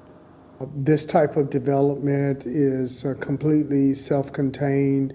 It's going to have a combination of commercial, residential, industrial. The developers came back with a new plan. Instead of 8,000 houses, it'll be 6,100 homes. 10% of each subdivision of the development will be affordable housing now, too. 61% of the 2,800 acres will be conserved green space. The developer assisting right up front with building new wastewater treatment facilities, stormwater, providing garbage trucks, land set aside for fire station. With a 20-year phased build-out, City Manager Alvin Jackson Jr. says the city would have time to catch up emergency services. This is the conceptual plan the developer presented. The commission's green light now lets him create more firm plans. About time they finish doing all their engineering and their environmental, it probably will be 3 to 4 years before they start building. Folks who live nearby are a bit worried about the growth, though. I'm shocked. Real shocked. I mean, you know, the traffic's going to be wicked. It's going to be really, really bad. Getting out of here now can be a problem sometimes, but when you figure they add how many thousand homes they're going to add, it's going to be a whole heck a lot worse. Now there is a second reading still to give the developer that final green light. That'll be on September 8th. I'm your Flagler County community correspondent Molly Reed, News 6.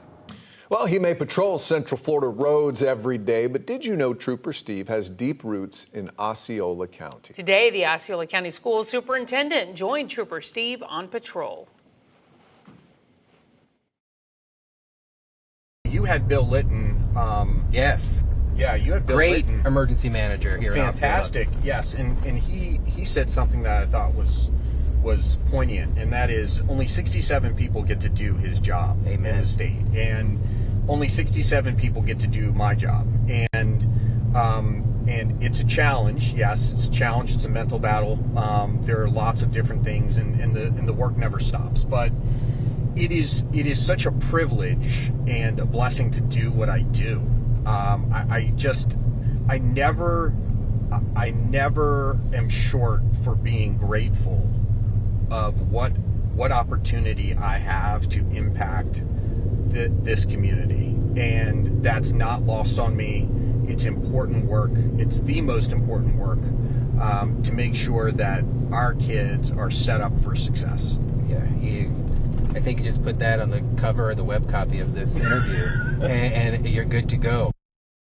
You can watch Steve's full conversation with Dr. Mark Shanoff in this web story at clickorlando.com. And you can hit the road with Trooper Steve on patrol weekday mornings at 10, live on the new 6 Plus streaming app for your smart TV or clickorlando.com. Planning a getaway by the water is a common choice here in Florida. In minutes, the new Airbnb feature that's putting water safety first. Samara. Plus, we still have Tropical Storm Fernand still out there, but away from land, not impacting anyone. Thing is, over the next day or so, it's going to become post-tropical, and then the Atlantic and the Caribbean are going to be quiet for a little bit. We're also going to get a break from the rain. I'll show you when that could happen coming up. I'm Angie Casada, and coming up, we're going to take you to Halloween Horror Nights 2025 here at Universal Orlando Resort. And trust me, things are getting scary. You're not going to want to miss it.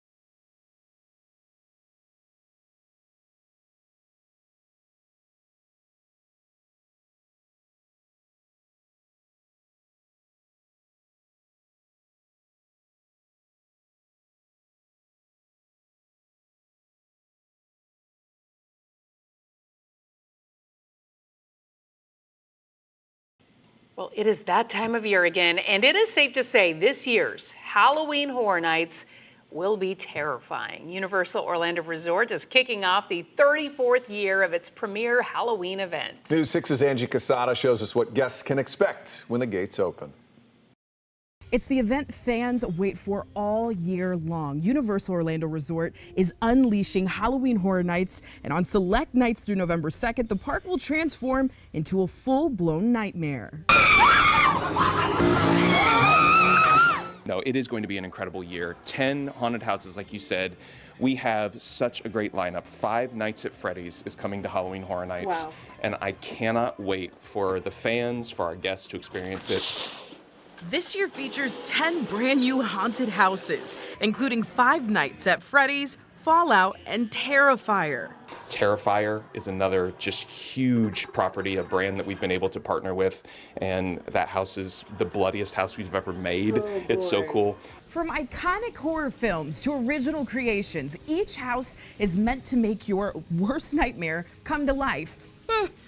And it doesn't stop there. Well, Halloween Horror Nights is so immersive, and this year, Halloween Horror Nights, turning 34 years, has 10 incredible haunted houses, immersive scare zones and experiences, 2 incredible shows with Nightmare Fuel, Circus of Decay, and Haunt-O-Phonic, A Ghoulish Journey. There's amazing food, merchandise, our tribute store. There's so much for everyone. It's an incredible event. Universal Orlando's Halloween Horror Nights is where it's at. And for superfans, Premium Scream Night returns August 28th with limited capacity, shorter lines, and all-you-can-eat horror-themed treats. Halloween Horror Nights runs select nights through November 2nd, so bring your bravery, maybe some extra coffee because the scares last well into the night. Tickets and event details are posted on our guide over on clickorlando.com. In Orlando, Angie Casada, News 6. My 17-year-old's already asking for passes to that. If you haven't yet, subscribe to our In the Loop Theme Park Scoops newsletter. It has all the latest theme park news, including the Halloween Horror Nights stuff. Sign up for free at clickorlando.com/newsletter. It is a lot of fun to go out there if you're into that sort of thing. Yeah, if you like crying and blood. Screaming. The weather's been a little spooky this afternoon. Samara Coquino standing by, tracking a lot of showers for us on the radar. And some gray skies and even some strong thunderstorms producing some nuisance flooding. So when we look at the radar tonight, this is what we're dealing with at this hour. We have a flood advisory that was issued in portions of southernmost Volusia County that just expired. So, and that one is gone. It expired at 5:45. But when you look at the overall setup, everywhere to the north of DeLand, going into Daytona Beach and even Flagler County, those areas are all dry, including back to the west. Just an isolated sprinkler there along I-75 right around the Villages in Wildwood. So when we look at the overall spread out portion of all this rain, you'll notice that some heavy pockets of rain are still falling on the east side of Orange County into Seminole County and even through parts of Volusia County near that I-4 corridor. Light rain, though, all down the Florida Turnpike from Kissimmee going back into Yeehaw Junction, light to moderate there. But we're also watching a few thunderstorms in the Lakeland area that'll continue to move to the east this evening and still move into Osceola, maybe even Brevard County. But like we mentioned, some of these thunderstorms have really been adding up in terms of how much rainfall we've been seeing. Vieira, Rockledge, Yeehaw Junction, as well as Merritt Island, all over an inch, just almost to 2 inches of rain. Daytona Beach staying under that inch with 3/4 of an inch almost. So when we time out the rain for tomorrow, we are going to get a little bit of a break here, and you'll notice that rain chances aren't that high. So the coverage is actually going to be about 30% for tomorrow. We're relatively dry until after about 2 o'clock in the afternoon, and even then it's very limited in terms of what we will see, but it could last through about 6, maybe 7 o'clock tomorrow night. It's all courtesy of this front. This front is going to bring in some drier air across our northern zones, which it already has been. You can see it here in the orange, but just to the south, you'll notice over Orlando and near the coastline line, that's where we're still seeing some green plumes of moisture, and that's what's been giving us those downpours. So mid-level moisture, though, when we look at it, as we see this system continue to basically push to the south, some drier air in the brown is going to make its way into maybe even Orlando by early tomorrow morning, giving us a break not only from the widespread rain, but also bringing in some slightly cooler temperatures. But I'm not talking about a taste of fall by any means. Humidity might go down a smidge. And then as we head into Wednesday afternoon, notice that we start to see some of that moisture come back. That's where we could see those thunderstorms fire up down the I-4 corridor late in the day. So this is what it looks like a little bit closer to home, so you get a better idea of planning the rest of your day. 5 o'clock, we start the clock here in the clouds and rain forecast. And I do believe that this particular model is overdoing it with the rain, but we could still see a few scattered showers and thunderstorms through at least about 8 or 9 9 o'clock tonight before things start to wind down. Now, as we head into the day tomorrow and we start the day again dry, right? And then we get to after 2 o'clock. This is 3. A few isolated sprinkles of rain there in Brevard, maybe Osceola County near the Turnpike. And then as we head into that 5 and 6 o'clock hour, maybe 7, that's where we could see down the I-4 corridor near Sanford or Orlando, maybe even to the east of that, maybe an isolated thunderstorm that could produce a downpour. And also back to the west, northwest of Palm Coast, maybe some of that rain could sneak in. But I'm thinking for the most part, it's going to be very, very limited activity. And for the most part, everybody's going to be enjoying some nice blue skies. A live look outside, courtesy of our Daytona Beach Sky Camera. You can see high tide out there, but some people out there enjoying what light is left for the evening. Temperature-wise, though, Daytona Beach, we're at 85. Good evening to you in Melbourne, checking in at 78. It's 82 right now in Sanford and as well as Orlando. Here's a look at the rest of your forecast. Your forecast is sponsored by Publix. Your overnight lows will get down to the upper 60s in Ocala and surrounding areas. So the farther north you go, you'll be more into that 60s range. But the rest of Central Florida dealing with the mid to lower 70s under partly cloudy to mostly clear skies. Looking at that 7-day forecast, all eyes have been on the Labor Day weekend because it's a long weekend for many.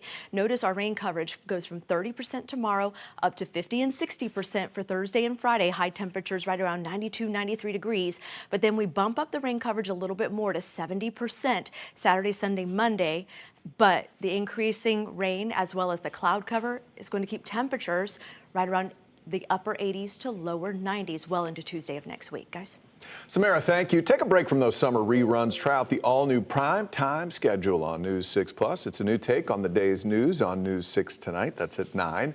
Go in depth as we track the tropics as our meteorologists answer your weather questions at 9:30. Then watch the late news an hour early.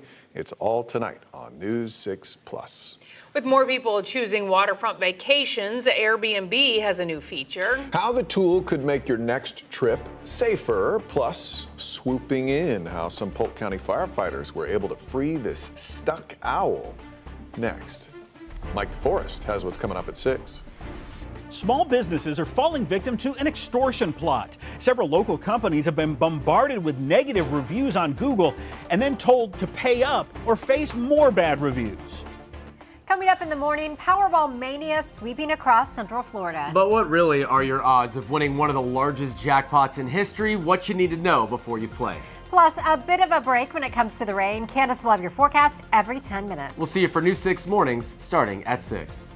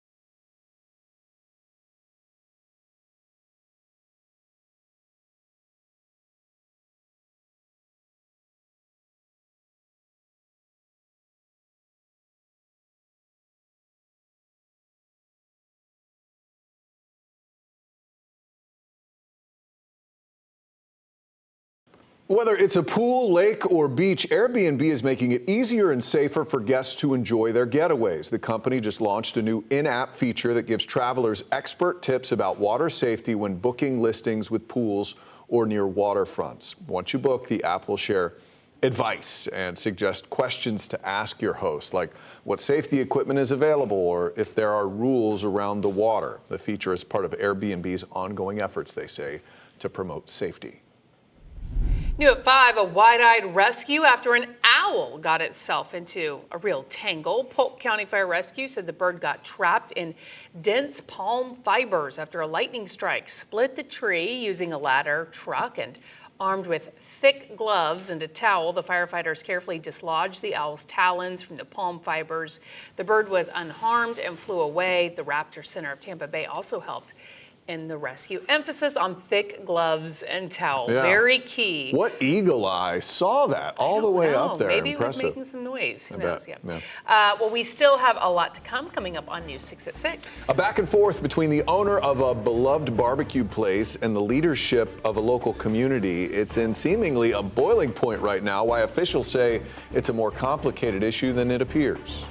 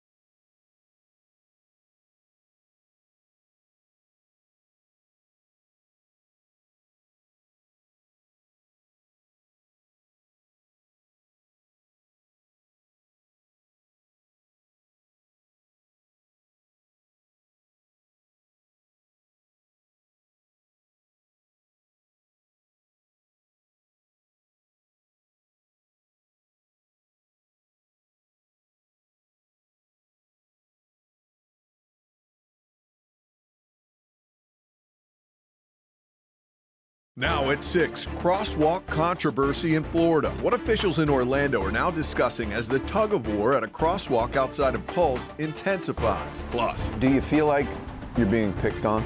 100%. Not picked on, harassed.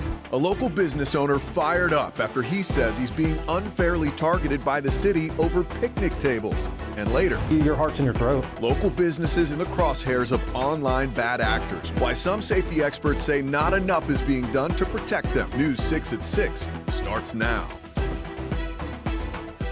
Local barbecue spot says it's being harassed by the city of Oviedo. I first introduced you to Brisket's Barbecue on the I-4 food tour, and recently the owners contacted me saying the city's demands are weighing on their business.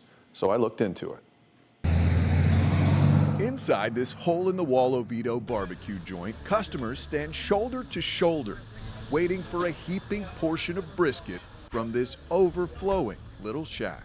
Our employees are like a family. Our customers are like a family. Bob Agostini opened Brisket's Barbecue 3 years ago. They've grown so quickly, he decided to add extra picnic tables for seating. What is the big deal about these picnic tables? Well, I'm not quite sure, to be honest with you. The city told Agostini if he wanted to add the tables, an impact fee would be charged. At first, it was $18,000. Is the goal to just shoo us away, use every rule in that book? Agostini says where there's smoke, there's fire. The city has given the business a long list of grievances, from the location of the smokers to firewood, outdoor storage. They've even told him to tear down fences. Do you feel like you're being picked on? 100%. Not picked on, harassed. And it hasn't stopped. He told me he feels like he's being harassed. Would you agree with that assessment? Absolutely not. Spoke with Oviedo's Development Services Director, Dr. Teresa Correa. She says Brisket's has a good problem: growth. We are trying to help him to make him grow, but still complying with the rules of the city. Can you explain to me why he would have to pay so much money for some picnic tables? Recently, he has added 6 additional tables. The city has to assess impact fees to account for the impact of this additional square footage. The city showed us how complicated this issue is. Here's a bird's eye view above Brisket's. The white triangle in the middle is the property Agostini leases. The tables expand outside the footprint, and supplies needed for cooking and storage out back infringe on a city right-of-way. You can see here that he has expanded his operation. Brisket's has decided to relent. They're removing the tables and complying with the other issues discovered by the city. But Agostini worries for the future. There's 23 people that work here. I have every penny plus some invested into this.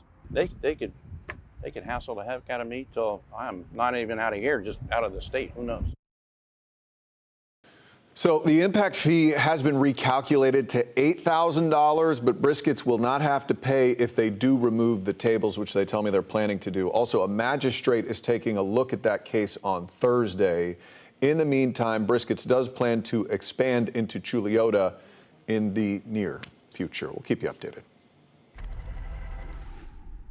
And I understand there may be people that disagree with it. I mean, you know, there's laws that are on the books that I enforce that I may not fully agree with, but I took an oath to do it, and so that's the way the cookie crumbles. Governor DeSantis reaffirming his stance on what's become an ongoing back and forth centered around a big controversy in Orlando, and it is making national headlines. We're talking about the crosswalks being repainted across the state, removing artwork.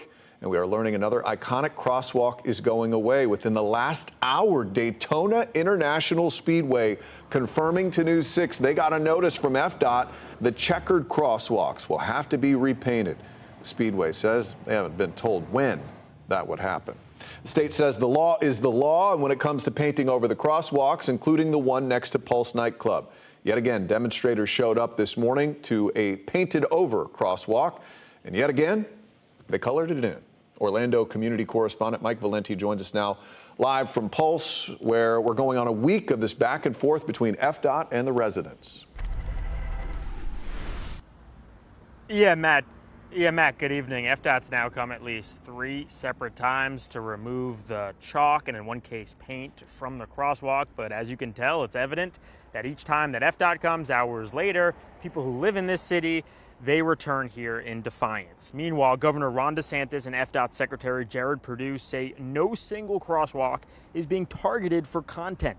The governor claiming, for example, one crosswalk had a "Back the Blue" message erased. They held an unrelated press conference in Tampa Bay this morning and were asked about the pushback to removing art from crosswalks throughout the state. They said that policy and guidance from the state and federal levels have changed and that crosswalks with art on them just are no longer compliant with traffic safety standards.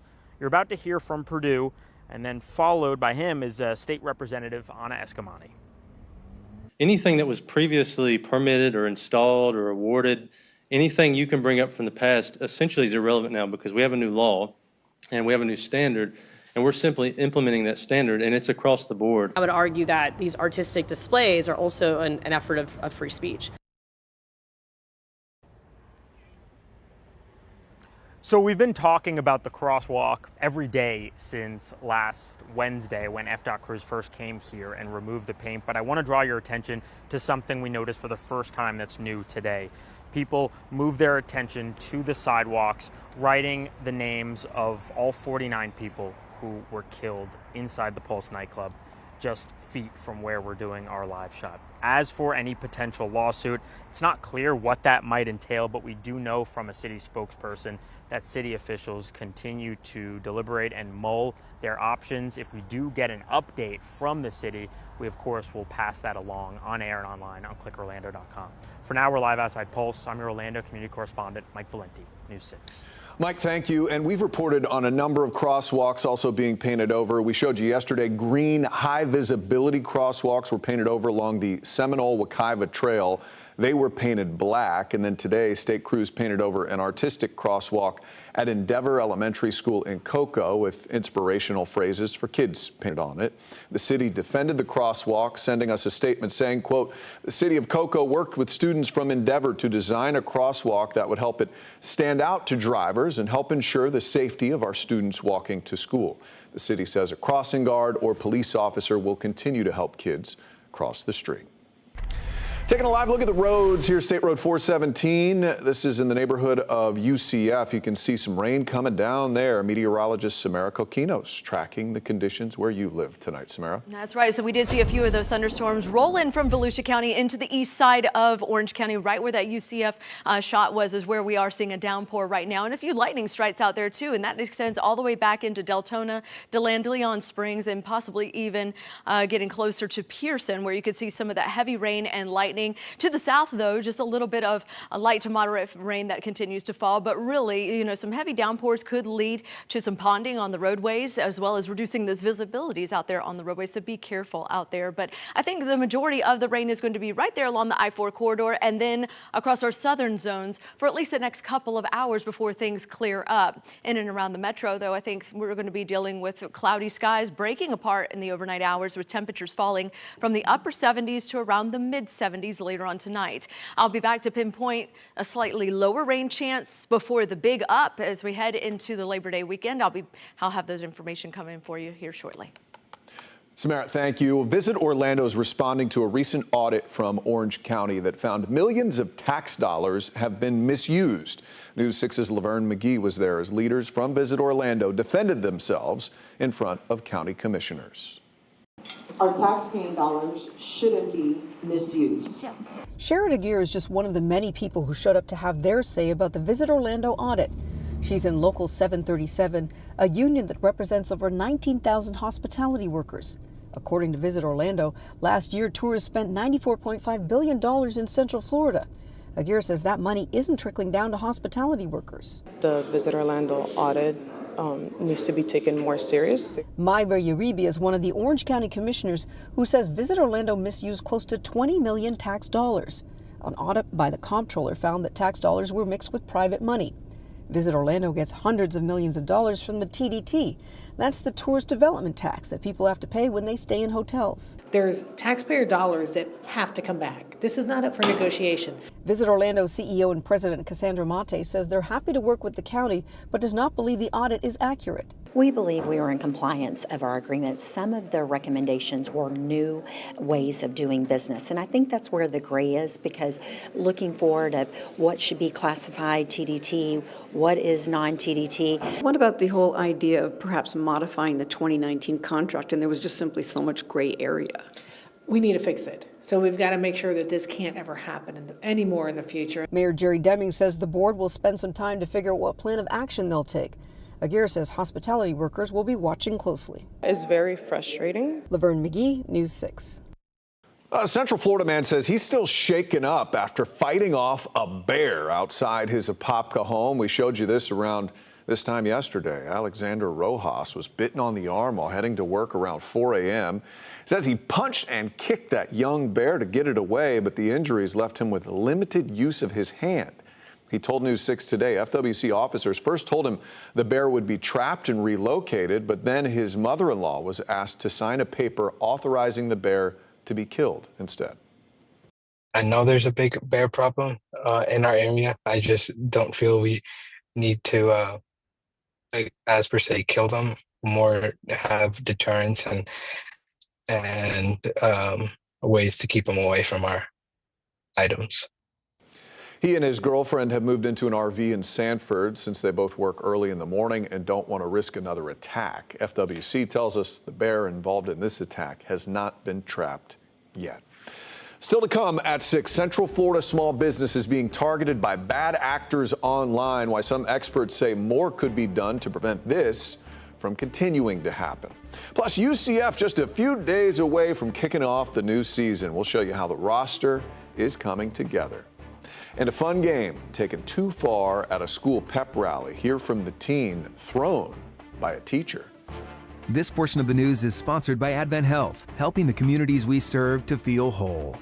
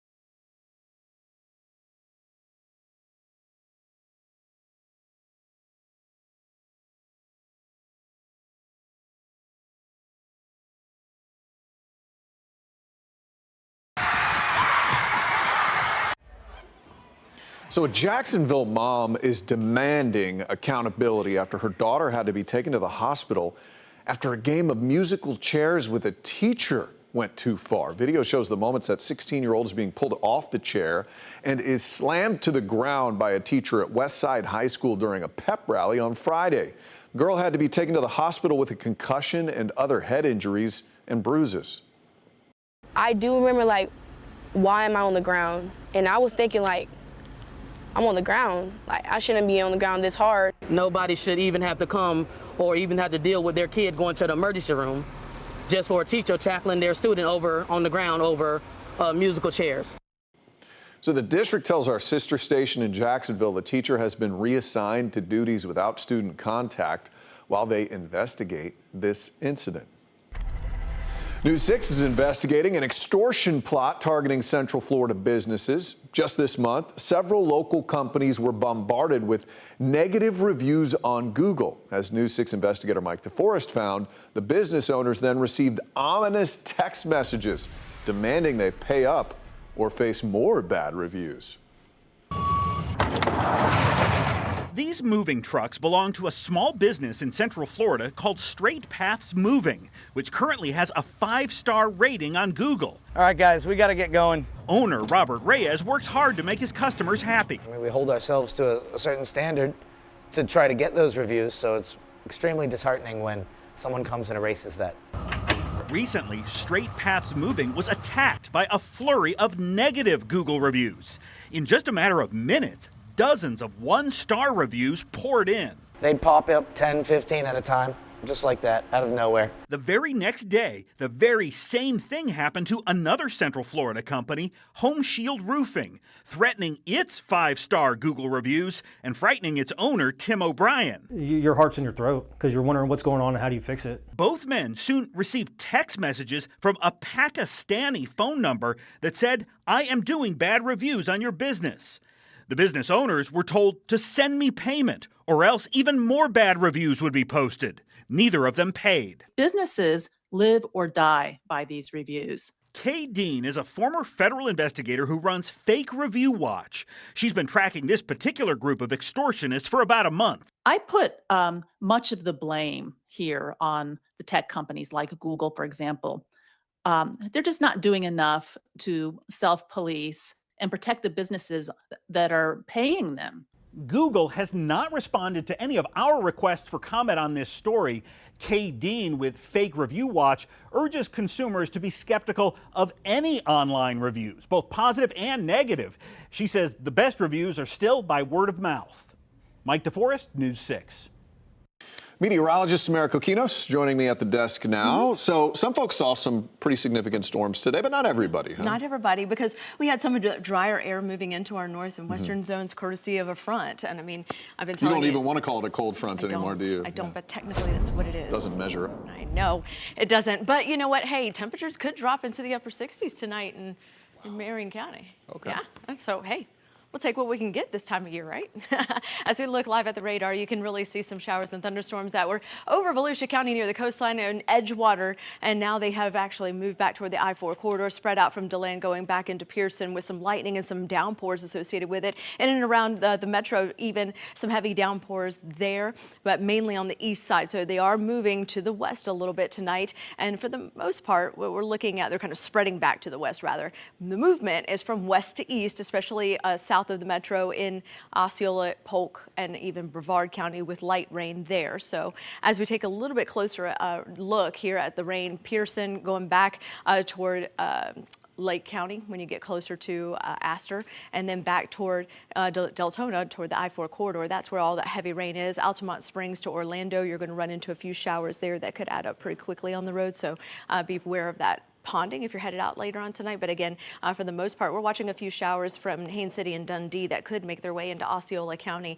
and bring some more pockets of light to moderate rain. But when we head into tomorrow, we did mention that brief little break from the rain that we will get. So as we look at Wednesday's forecast, we're timing out the rain. Notice that we start the day off really nice and dry. We get into the 2 or 3 o'clock hour, still relatively dry. And then we get to about 4, 5, and 6, and that's where we could see a 30% coverage of showers and thunderstorms, still associated with this front. So notice ahead of this front, though, we have plumes of moisture, and then behind it some drier air. This front is going to sag a little bit more to the south and allow for some of that dry air to kind of move into the metro, pushing a lot of that moisture to the south. So if you are going to see a few showers, what you will notice is that earlier in the day, it's across our southernmost areas of Osceola and Brevard County and well to the south. But watch this. As we get closer to basically going into Wednesday night, evening rather, 5 o'clock, you'll notice that little stream of moisture right there. That's where our showers and thunderstorms are going to fire up along the I-4 corridor. Let me show you what I mean. We're pinpointing the showers and thunderstorms for the rest of tonight. We start the clock at 6. I think we're still going to be dealing with some showers and thunderstorms through at least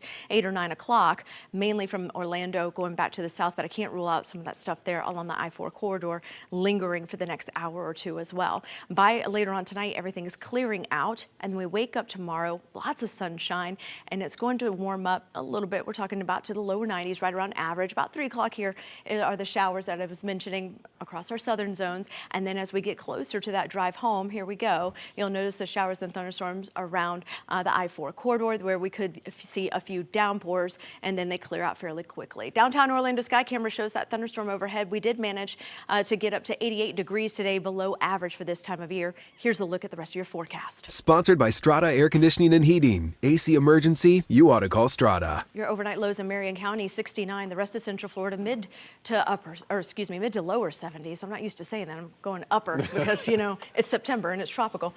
We get a break from the rain for tomorrow, but then we ramp the rain chances back up heading into the weekend. 70% for Labor Day weekend with highs in the upper 80s to near 90 degrees. Complicated, but that's Florida. That's the way it goes. Sports director Jamie Say, she's complicated as well. I am. It's a week to celebrate a little college football. That's right. Now, you know, we had some games this past Saturday for week 0, but week 1 is here. And coming up, we're going to take a look at UCF starting quarterback who's going to get the call on Thursday. Plus, how lucky are we that this proud Florida State alum is our Central Florida neighbor?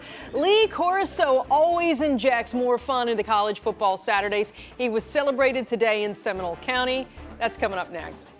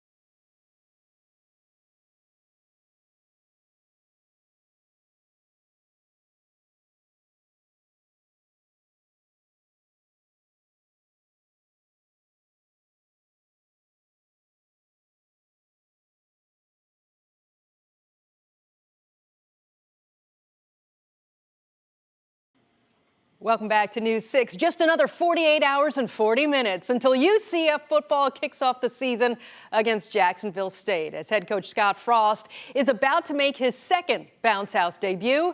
His starting quarterback will make his first. Cam Fancher getting the nod to start on Thursday over Taven Jackson and Jakari Brown. For Fancher, Thursday night will be the 27th start of his college career.